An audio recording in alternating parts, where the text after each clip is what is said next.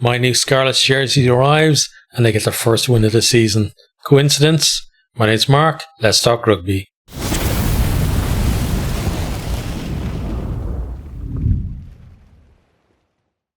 And to answer the question, of course, it's just a coincidence, but I have to say I like my new jersey.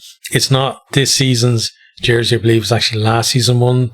But yeah, I'm pretty happy with my new purchase. And I got a few other jerseys along with it as well, so they'll be making their appearance over the next few weeks as well. So fairly happy with my haul there. Only thing is, I actually got two of these by mistake. So if anyone wants, a brand new Scarlets jersey, size L, post down in the comments, and then if anybody's interested, I'll see if I can figure out a way to get it to you completely in the package and wherever, and obviously no charge or whatever. I'd rather somebody have it than what am I going to do with two of the same jersey, right? Apart from rotate them or whatever. So we'll see what happens with that. Anyway, let's get to the weekend's games. So some pretty significant wins in this, including the first win for Scarlets.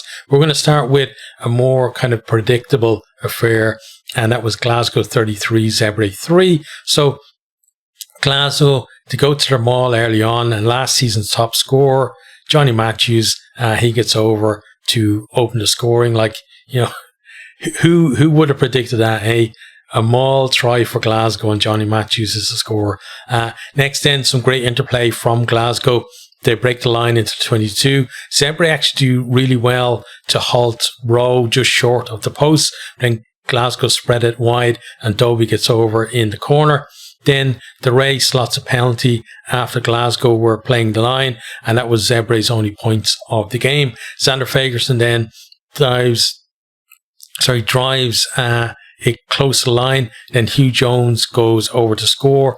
Some aggressive defence from Zebre is pushing Glasgow back into 22, but then Horn's long missed pass to Cummings allows him to put Jones through a gap when they, exploiting that blitz, and over he goes for his second. Glasgow then finished the scoring as they started another maul try. This time it's Stewart is the scorer. So, it was a tough task for Zebre in this one against, defending champions. They did defend well themselves at times, but Glasgow just with too many weapons, and the pressure, told in the end. Glasgow been, really impressive this season, and Tuipulotu shone last time out, and now his midfield partner Jones grabs a couple of tries as well in this one, so they're looking in really good stead at the minute. Next time we have Cardiff 19, Scarlets 25. So Lloyd opens the scoring from the tee for Scarlets, but they then have Lousy sent to the bin for a neck roll. Then Lloyd then doubles their lead during the yellow card period with another penalty. Dan Thomas then almost breaks the line, and looks like danger averted by the Scarlets as they get him down, but then he offloads from the deck and Millard goes through the gap and under the post. Conversion then puts Cardiff in front before Lousy returns to the field. So, up to that point, I think Scarlets were managing the yellow card period pretty well. Scarlets then pounding away at the Cardiff line, and Davis sells a dummy and just grounds for a try. Then clocking the red before half time. Cardiff about 10 metres out from the line. They put it through the hands, and they go from right to left, and just a sweet long pass puts Millard into the corner for Cardiff's second try, and his second try as well. And 1 point lead for Cardiff at half time. Then Lloyd then ducks and weaves his way through the Cardiff line before sending Davis over for his second of the game. And Scarlets then, they strike off a scrum. James takes it to the line, and then he puts Williams through a gap. Nice step, and he's over to score. From here then, Lawrence breaks into the 22 for Cardiff. He tries to offload, but Dan Davis knocks it on deliberately. He goes to the bin. Cardiff then go to the corner. They get their maul going, and they go over the line. Can't really see if they grounded or not, but it doesn't really matter because referee awards a penalty try. MacLeod goes to the bin, so it's 2 yellow cards in 2 minutes for Scarlets, and a bit of a situation to manage for them then, going into the last kind of 15 minutes of the game. There was then an amazing try saver in the corner as well. Cardiff, I think it was a 2-on-2. They got in behind, but I can't remember who it was. Was it a fullback maybe? Got over and just put in an amazing tackle to get the Cardiff player into touch. And especially when they were down to 13 as well at that stage, they then survive from there and see out the game for the first win of the season for them. So Cardiff, they had a chance to win it with those 2 late yellow cards for Scarlets, but they just couldn't execute, when they had those the advantages of 2 extra men. Still a bit of a mixed bag, which is kind of normal though with like a young squad. I know they brought in some experience this year as well to help bring on those young lads, but it's going to take time for that whole thing to kind of bed in. Scarlets then, as I said, first win of the season, and I said they were performing better, and they deserved the win on this, and especially the last-ditch defending as they clung on to that lead. And the question is now, is this a one-off for them, or can they actually produce more from here? Next time we have Benetton 38, Sharks 10. So Umaga pops a penalty over from in front to get the scoreboard moving for Benetton. Then Masuku replies from the tee for the Sharks. Benetton, they spread it from a maul. It's on the right in the 22. Nice long pass gets Odogwu into space, and he dives over in the corner to finish. Then Isakor with a very strong carry. Nice hands from Umaga. And then Smith is over to score. Brex then kicks a lovely 50-22. Benetton take that quickly, and Mendy is over the line. They're just queuing up the score there. They were all switched on. Sharks, a little bit of a sleep there. Then Umaga puts Smith through a gap on the edge of the 22. He finds his way under the post for that bonus point try. Benetton then suck defenders in close to the line before going to the width, and Maureen is over for their 5th try of the game. Then Fabretto, he gets a yellow card for a high tackle kind of late in the game. It's mitigated due to a change in height. And then right to death, Cronia forces his way over for the final score for the Sharks and their only try of the game. So Sharks, they were poor in the URC last year, and they're kind of heading in the same direction so far this year. Improvement needed for them, I'd say. Benetton, they put in their first decent performance of the season, and they got the win that it deserved as well. Next time we have Edinburgh 38, Stormers 7. So Gilchrist dives over from close range to open the scoring, except he hasn't because he lost the ball backwards, and we restart with Edinburgh scrum. Then Harrison forces his way over, and they do get the first try from him. Muncaster then cuts through the Stormers' defence and goes under the post from about 30 metres out, and he's just had an exceptional start to the season. Davids then goes over for the Stormers. He comes in a short line from a 5-metre scrum in the shadows of the post, but this one is chalked off because of a knock-on. Back for the penalty for the Stormers. Shortly after then, Nell crashes over to score the Stormers' only try, and at that stage, they're looking for a way back into the game. They're not that far behind. We then have another Stormers try ruled out, this time Strickland stripping the ball from Darcy Graham just as he got his knee to the ground. Darcy Graham then, on the other side of the ball, goes over in the corner for Edinburgh. Then Edinburgh back on that Stormers try line, pounding away, and then Gilchrist forces his way over. Finally then Muncaster gets over for his second, but this time it's from a lot closer. It's one of these where, he basically picks up the base and goes over and rounds off the win for Edinburgh. So Stormers, they're in the contest in the first half. I think the disallowed try, might have given them something to build on from there, but they fell away in the second half against a team that were low on confidence themselves, and you feel like Stormers now have to build their own confidence from here into the rest of the season. Edinburgh got themselves a win to finally, get their season underway, and you have to worry now about, can they produce this type of performance again? Because it's been, a poor start to the season from them.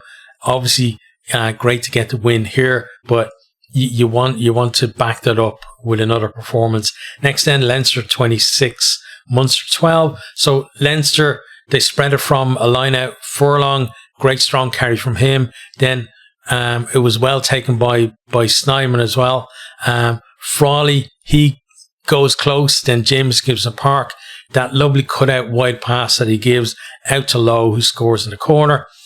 Turner then does well out wide, and Leinster going close. You come back from a penalty. Lowe taps and goes. They recycle. Josh van der Fleer with a good carry. Doris then goes to the line. We have a Timo check. Juggle with the ball a little bit, but it's all good.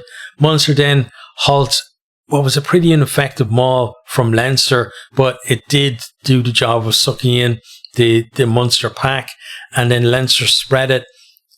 Frawley with some great hands. Defenders sucked in. Osborne then puts Keenan under the post, and Leinster starting really quickly, like 3 tries in almost no time. Then we have a lovely move from Munster. Klein claims the ball at the tail, down to Coombs. He attracts defenders, but he pops the ball inside for Sean O'Brien to go over to score. Leinster then applying pressure before the break, and it tells Orgy Snyman getting over against his old team for that bonus point try for Leinster as well. Then Haley, he wins a foot race to a kick. This one is a nice little grubber from Coombs in behind the line, and there's just a posse of Munster players there waiting to ground it, and Haley was the one that got there first. And there was also excellent break from Murray in the build up to that as well. But then, that was the only score really they got then in the second half, and couldn't get that. If they had got one more score, you felt like it really would have set up, a really tense ending to the game, but they just weren't able to do it. Munster, they put in a decent performance, in this one, but weren't as clinical as Leinster. That was kind of the difference, I think, between the teams. The injuries they picked up will be a worry as well as they head off to, on their South African tour. There was a few injuries in the front row for them. For Leinster, best performance so far this year. Some really slick moves, but the fact that they didn't score for the entirety of the second half has to be a worry. And I don't just mean in this game in isolation. It's the fact that they rarely actually score points in the second half, kind of late in the second half as well.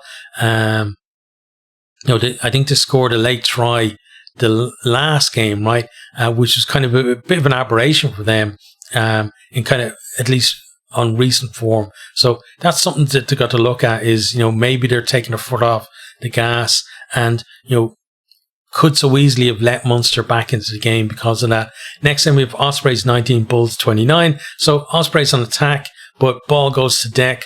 Bulls pounce at it, counter, and then Lowe goes under the post. Nice work from Kane and Moody in the build up to that. And then Kane and Moody, then he goes through a gap and he then puts Aronson into the corner. Great provider. Moody, he's a great finisher as well. Then Papier shows great pace, comes around the back of a line out, about 30 metres out, and he just snakes his way through the defence and over to score. LaRue then with a perfectly weighted kick finds Aronson out wide, and in behind the defence as well. Over he goes, and Bulls have the bonus point in the bag after 22 minutes. Ospreys just completely blitzed by them. Ospreys then drive them all over with the help from the backs, and Lake is the score. Bulls then have a try chalked off just before half time, but they're still in total control. Creel then gets a red card for leading with the elbow, and Bulls then also have Chakweni. He got sent to the bin for the final 10 minutes as well. I didn't see what actually happened with him because it didn't show it in the highlights, but I know he did get a yellow card. So Bulls, the final 9 minutes or so of the game with 13 players. Ospreys then exploit this space that affords them, and Jack Morgan carrying really well out wide before then Combeer gets over to score. And then finally Morgan Morris gets a final try of the game for Ospreys just before the end. So Ospreys, they looked a bit shell-shocked after that start from the Bulls. Really did make us so it was so hard for them to have any real impact on the game because of that. 4 early tries in the first 20 odd minutes. They did make the score look a bit closer in the second half. Pity for them, really. They didn't get another try. They would have got 2 bonus points out of the game. But for me, probably the only Welsh team who haven't shown improvement from last season. Bulls, they've been in superb form, and they continue that in this one. Bonus point win on the road, and they're leading the charge for the South African teams. Next time we have Ulster 32, Connacht 27. So Ulster go to their maul, going forward, and then Postlethwaite and Cock lend their weight, and over they go. Andrew is the score. And after this then, Connacht go close a few times before Ioane's long pass puts Bolton over in the corner. The missed conversion means that Ulster still have a 2-point lead. We then have a Timo check for a possible Ulster try, and Postlethwaite has managed to get the ball down on the line. Ulster then claim a line out. They go to carries in field. Cooney then snipes and goes under the post as they establish a decent lead, 19-5. At that stage, Connacht then with a chance to go to the corner from penalty. Heffernan finds his man in the line out. Maul drives forward. Ulster's Maul defence just completely melts away, and they get over. Joyce is the score. Then off the top of the line out and down to Ben Murphy, who just breaks through the middle and catches Ulster on the hop, really, and just has the pace to finish. Ulster then back to the corner. This time the Maul does well because they'd been halted previously, like just before that. This time it's irresistible, and McCann is over to score. Connacht then more action at the line out. They claim a line out. They set up the Maul, backs pile in. Over to go, Teeny Martin is the score, and now we're tied up at 24 all. Cooney slots a penalty, edges Ulster back in front before McCormick hits his man in the line out again. One thing though I'll mention is he was standing on the field, like he was standing about a metre on the field, and it wasn't picked up, but they get them all anyway. Then Tamani breaks off, and he goes over to score, or Timony. Why am I saying Tamani? Tamani is the guy that used to play for Australia. Timony goes over and scores. Then Connacht win a penalty in the scrum. Ioane pops that over and gets Connacht a losing bonus point out of that. So pretty exciting game that kind of went one way and the other. For Connacht, plenty of possession and territory, but just couldn't break down a stubborn Ulster defence at crucial times. They've had 4 close games now this season, 2 wins and 2 losses, and the question is, will they ever be consistent? Ulster, best performance of the season. Cooney was excellent. Richie Murphy will hope they can build on this. The final game then of the weekend, Dragons 19, Lions 23. Lions They go close on the post before going wide for Kewan Horn to score in the corner. Then Keddy intercepts and just about hangs on. He was getting run down, but gets over from about 80 metres out.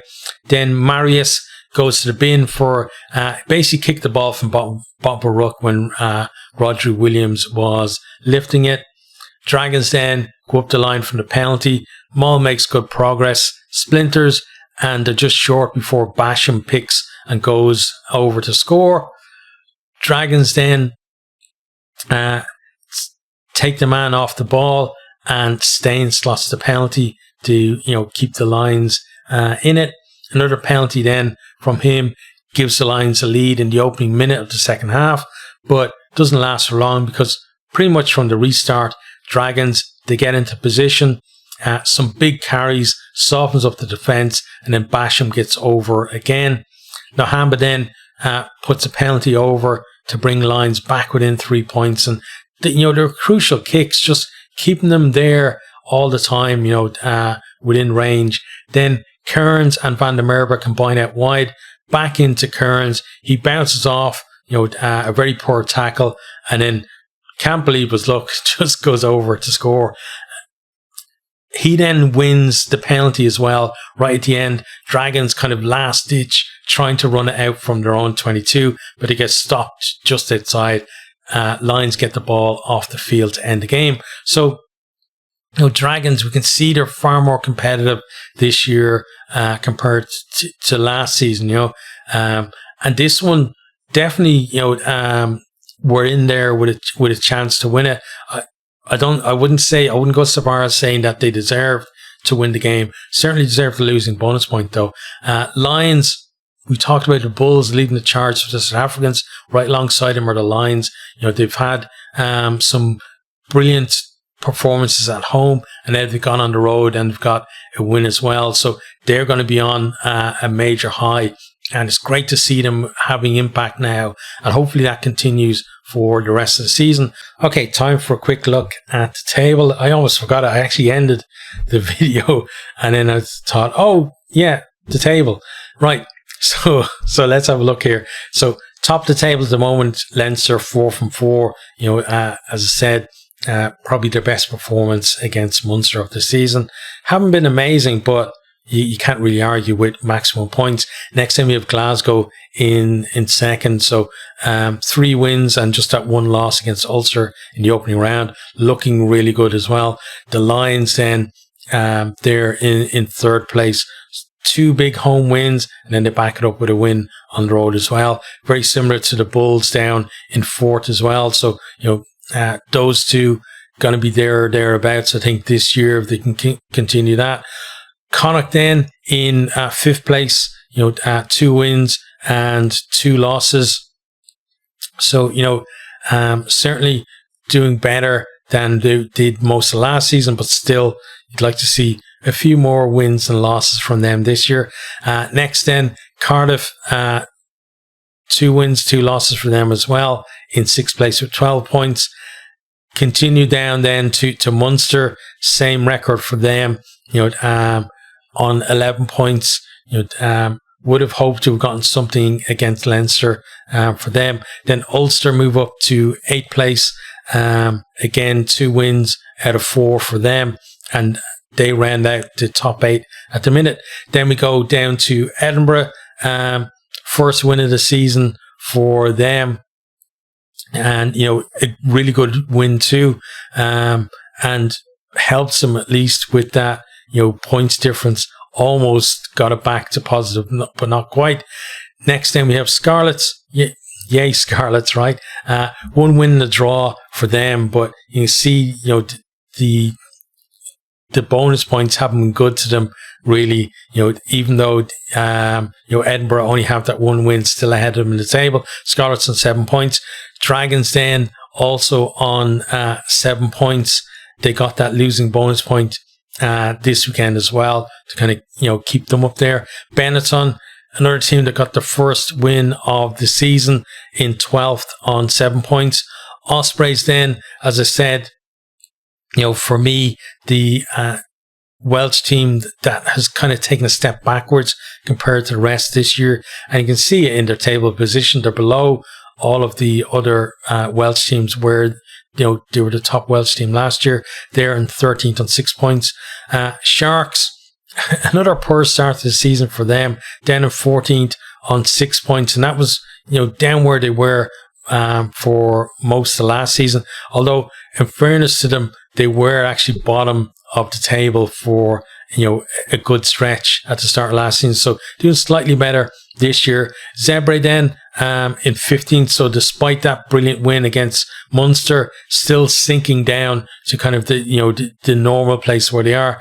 And then the Stormers at the foot of the table. Now, part of that obviously is because they played one game less than, all the other teams, bar their fellow South Africans, but still we're not used to seeing them down there. Again, they started last year kind of slowly and, finished really well for the season, but they'll want to start picking up a bit of momentum soon.